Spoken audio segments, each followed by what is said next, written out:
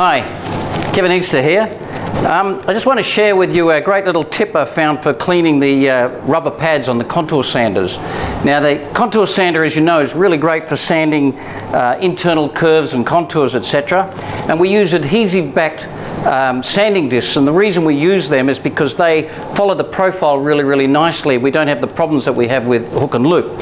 However, we have found that when you're continually changing the adhesive discs, that a certain amount of adhesive builds up on the rubber pad, and as you can see where it's got dust on it here, that can prevent other discs from sticking properly, so your discs tend to come off a bit too easily. And the problem is caused by there being too much already residue adhesive on the rubber pad.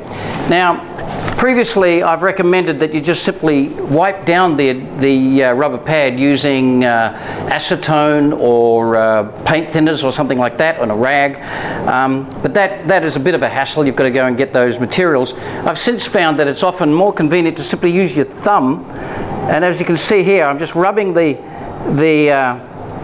disc, and this is particularly good if it's been warmed from actually being used. And you can see you can actually roll the adhesive off. There it is coming off on my fingers there.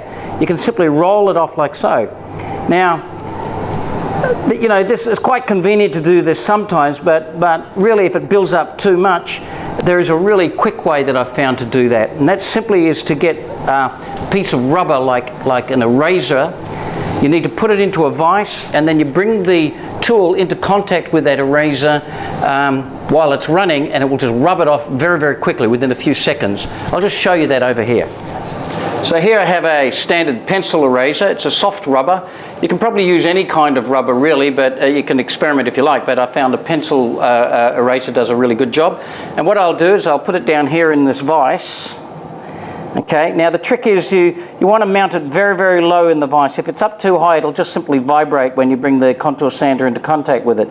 So bring it down quite low, almost level with the top of the vise, because as you close the vise, it'll push up above it, so that you've got a bit of mound of rubber there. And now I just simply bring the contour sander. You can see the adhesive on the disc here. So now I'll just do this.